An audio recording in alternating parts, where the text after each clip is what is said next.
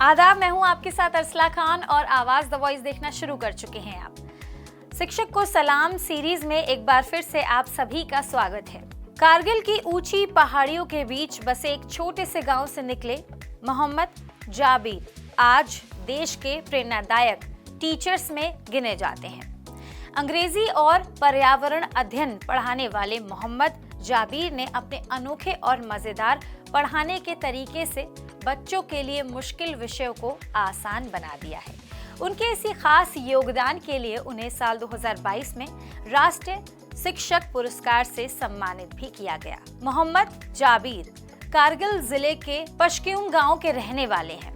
उनकी शुरुआती पढ़ाई एक सरकारी स्कूल में हुई। 12वीं के बाद उन्होंने एक निजी स्कूल में पढ़ना शुरू किया। 12वीं के बाद उन्होंने एक निजी स्कूल में पढ़ाना शुरू किया, लेकिन जाबिर का सपना सिर्फ शिक्षक बनने का नहीं था, वो एक बेहतर शिक्षक बनना चाहते थे। इसलिए नौकरियों के साथ साथ उन्होंने अपनी पढ़ाई जारी रखी। उन्होंने बीए किया, फिर बीएड और एमएड की पढ़ाई पूरी की। इसके अलावा उन्होंने अंग्रेजी में एमफिल और उच्च शिक्षा की कई परीक्षाएं भी पास की। आज उन्हें इस शिक्षा के क्षेत्र में करीब 20 साल का अनुभव है, लेकिन मोहम्मद जाबिर को बाकी टीचर से अलग कैसे बनाया जाता है वो आपको बताते हैं। उनका पढ़ाने का जो तरीका है, वो मानते हैं कि हर बच्चे को एक ही तरीके से नहीं पढ़ाया जा सकता।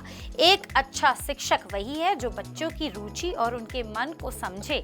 कारगिल में सितंबर और अक्टूबर के दौरान शादी का मौसम होता है। शादी से लौटने के बाद बच्चों के दिमाग में कई दिनों तक शादी के गाने और उनकी धुन चलती रहती है। जाबिर ने इसी को पढ़ाई का तरीका बना लिया। वो अंग्रेजी की कविताओं को, पाठ को बच्चों की पसंदीदा और स्थानीय धुनों में पढ़ाने लगे। बच्चे गुनगुनाते गुनगुनाते अंग्रेजी सीखने लगे। उन्होंने ताली बजाकर पढ़ाने का तरीका भी अपनाया। ताल और लय के साथ बच्चे अंग्रेजी के शब्द, उच्चारण और शब्दावली सीखते हैं। इससे पढ़ाई बोझ नहीं लगती, बल्कि खेल जैसी लगती है। मोहम्मद जाबिर ने बच्चों की पढ़ने की क्षमता सुधारने के लिए भी एक खास तरीका अपनाया।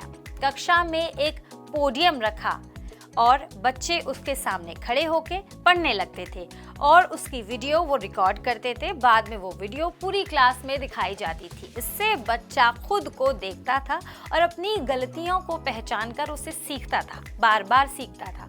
मोहम्मद जाबिर ने ऐसे ही करीब 22 नए तरीके अपनाए।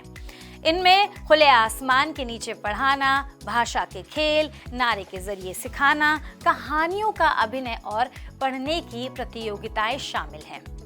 कोरोना महामारी के दौरान भी उन्होंने बच्चों की पढ़ाई रुकने नहीं दी। इंटरनेट की मुश्किलों के बाद भी उन्होंने व्हाट्सएप क्लास, ऑफलाइन नोट्स और दूसरे आसान तरीकों से बच्चों को पढ़ाया और उनकी सोच को साफ किया, आसान किया। बच्चों को सिर्फ पढ़ाना नहीं, बल्कि उन्हें खुशी के साथ सिखाने का मौका भी उन्होंने दिया। आज मोहम्मद जाबिर की कहानी हर टीचर और छात्र के लिए एक प्रेरणा है, क्योंकि एक शिक्षक जब बच्चों को समझाता है, उसको पढ़ाता है, तो वो सिर्फ पाठ नहीं पढ़ाता, बल्कि बच्चों के भविष्य में उनको आत्मविश्वास और आगे बढ़ने का हौसला भी बढ़ता है।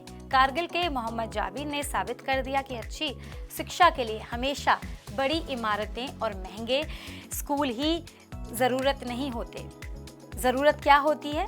सबसे अच्छा शिक्षक और उसकी शिक्षा।